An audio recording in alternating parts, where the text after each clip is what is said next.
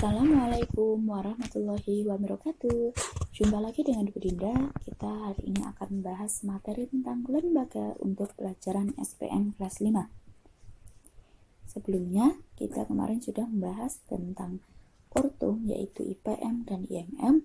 Kemudian kita juga sudah membahas tentang Majelis Muhammadiyah.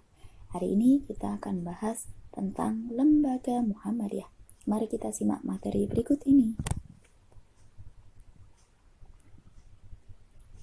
Pengertian lembaga adalah unsur pembantu pimpinan yang menjalankan sebagian tugas pendukung Muhammadiyah. Pengertian ini tercantum pada Anggaran Dasar Muhammadiyah. Kita review lagi materi sebelumnya. Untuk pengertian majelis adalah unsur pembantu pimpinan yang menjalankan sebagian tugas pokok, sedangkan lembaga adalah unsur pimpinan yang menjalankan sebagian tugas pendukung.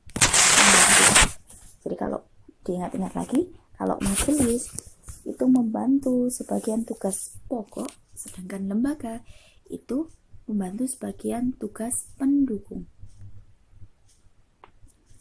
Nah, lembaga ini dibentuk oleh pimpinan pusat, sedangkan pimpinan wilayah dan pimpinan daerah yang ada di bawah pimpinan pusat, apabila dipandang perlu, dapat membentuk lembaga tertentu di tingkat masing-masing dengan persetujuan pimpinan Muhammadiyah setingkat di atasnya. Jadi, biasanya lembaga ini hanya ada di pimpinan pusat. Tapi ketika pimpinan wilayah yang ada di tingkat provinsi ataupun pimpinan daerah yang ada di tingkat kabupaten kota, jika perlu, maka boleh membentuk lembaga dengan catatan disetujui oleh pimpinan yang ada di atasnya. Kalau pimpinan wilayah, pimpinan yang ada di atasnya siapa? Betul, yang ada di atasnya adalah pimpinan pusat. Sedangkan pimpinan daerah yang ada di atasnya yaitu pimpinan wilayah. Nah, perlu persetujuan. Sedangkan minggu lalu kita belajar tentang majelis, pembentukannya tidak perlu persetujuan dari pimpinan di atasnya.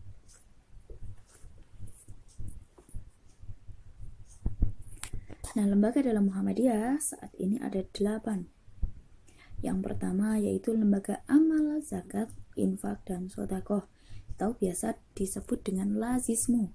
Sepertinya lazismu ini anak-anak sudah tidak asing ya.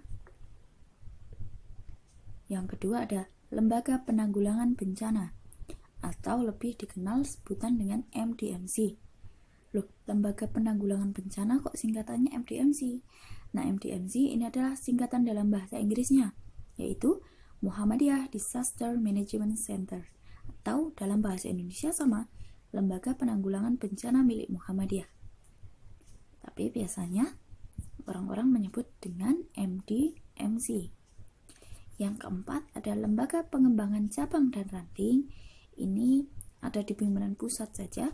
Kalau lazismu itu sudah ada di saat ini, sudah ada di pimpinan wilayah, pimpinan daerah, bahkan sudah ada KL-KL atau kantor layanan. Jadi lazismu, karena ini lembaga sifatnya, hanya sampai dengan pimpinan daerah. Nah, pimpinan yang ada di bawahnya sifatnya hanya pembantu saja. Kalau bank itu kan ada KCP, kantor cabang pembantu. Nah, kalau lazismu ada yang namanya KL atau kantor layanan. Sifatnya membantu lazismu yang ada di daerah maupun di wilayah dalam pengumpulan baik zakat, infak maupun sedekah. Nah, tadi kita sudah melihat LPCR, Lembaga Pengembangan Cabang dan Ranting. Dia fokus kepada pembinaan cabang dan ranting serta pembentukan cabang dan ranting baru. Yang keempat ada Lembaga Hikmah dan Kebijakan Publik, atau biasa disingkat dengan LHKP. Yang kelima, kita lihat ada Lembaga Hubungan dan Kerjasama Internasional, atau LHKI.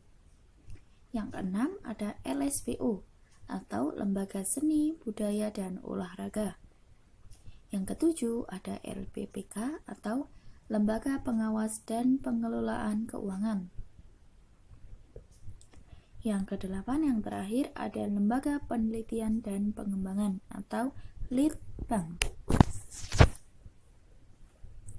Nah, untuk hari ini kita cukupkan sampai dengan mengenal 8 lembaga milik Muhammadiyah.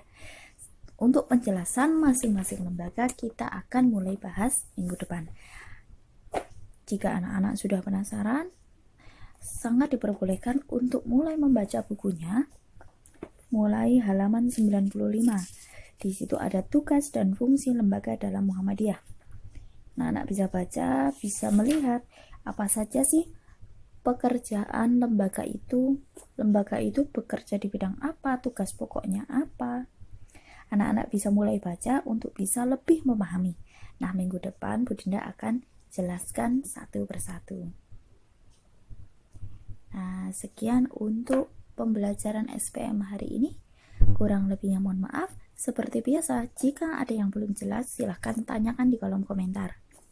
Jangan lupa untuk like video ini dan komentar dengan menyebutkan nama serta kelas untuk bisa menyatakan bahwa kalian sudah selesai menonton video ini. Terima kasih. Sekian dari Bu Dinda. Wassalamualaikum warahmatullahi wabarakatuh.